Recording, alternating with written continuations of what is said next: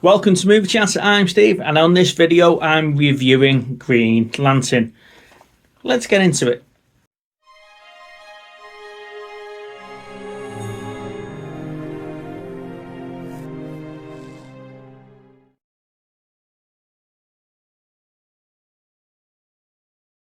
Now, I think Green Lantern is a prime example of when an actor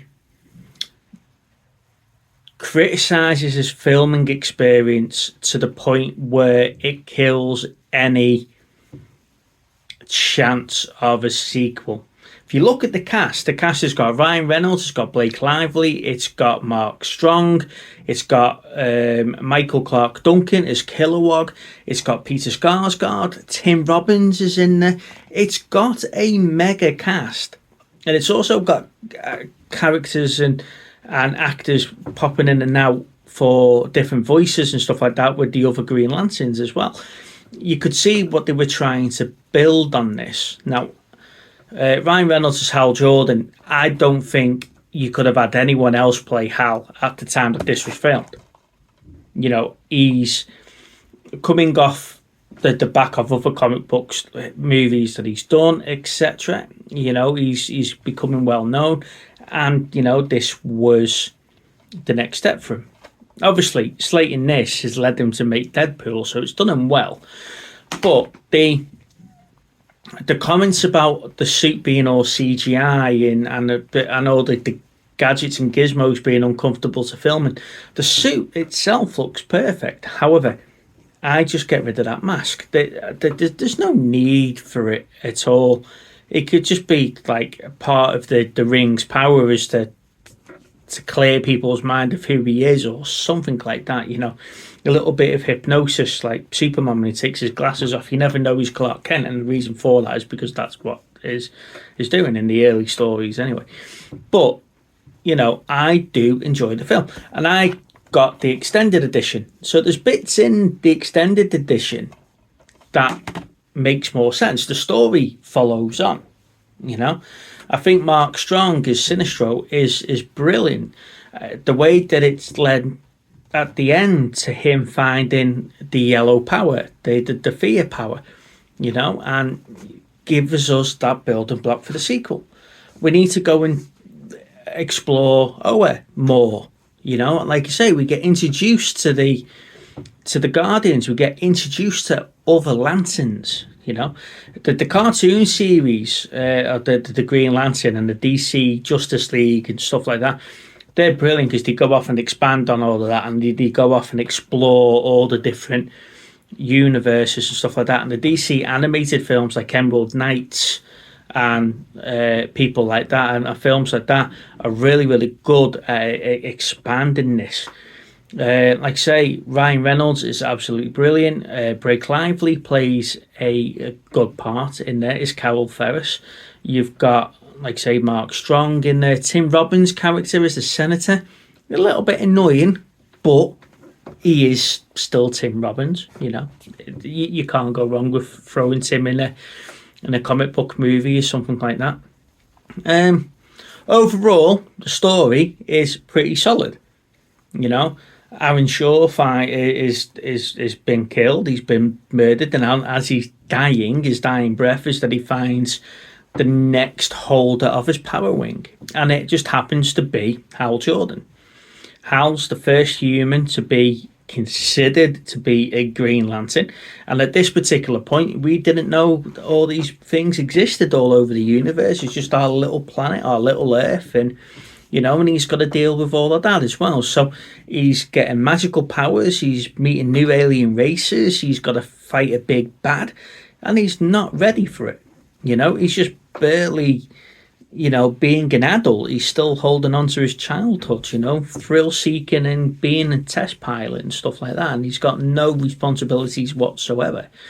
So he's got to deal with all of that as a personal sort of development.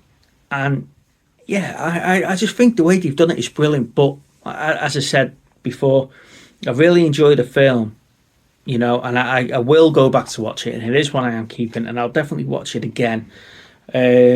And like I say, we've got the extended edition here, so there is bits in it that does make the film better. However, the experience of the lead actor and some of the comments and criticisms from the lead actor killed any chance of having a sequel.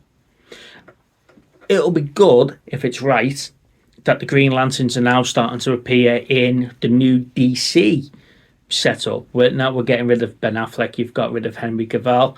There's going to be no more Flash or Gal Gadot as Wonder Woman, and hopefully we reboot the Green Lanterns. Give us a Jon Stewart, give us a Guy Gardner. It doesn't have to be Hal Jordan.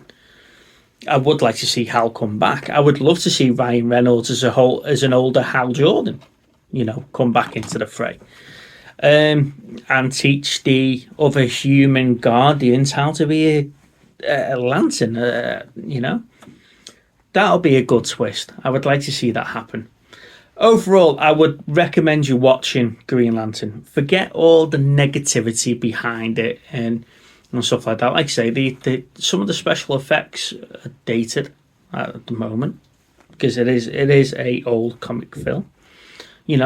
Some of the lines in there are still quite funny. The one-liners, Ryan Reynolds brings a great part to it, and like I say, the interaction with the other lanterns and stuff like that, because they just expect him to know what's going on and know who they all are, and and it is a big shock to them that he doesn't know who they are, and it's an even bigger shock to them, to him, that they exist at all.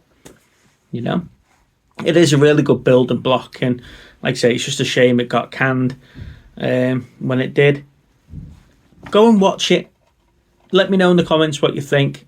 If I'm wrong, if you enjoyed it, if you didn't enjoy it, if you think they should have made a sequel to it and give it another chance. I personally think they should have done.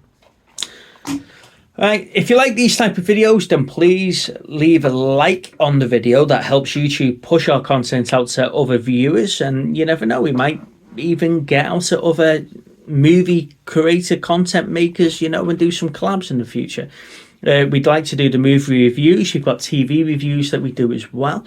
TV show reviews that we do as well. Sorry, not TVs. That might be little Steve's department, depending, because he works for them.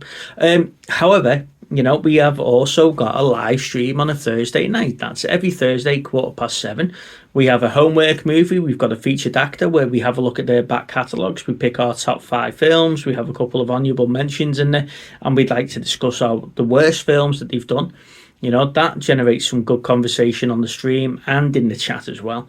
We have got a segment called Off Script where we throw the link to the stream into the chat and we invite you viewers on. And you can come and tell us what you've been collecting, what you've been viewing, what you've been enjoying over the last couple of weeks since we've last spoke to you, etc. And take the show into the general direction that you want to take it in. As you can see, we're big collectors of stuff as well between me and little Steve. So we have pick-up videos as well where we pick up the Blu-rays, the DVDs, the figures, stuff like that. And we'd like to share that with you as well.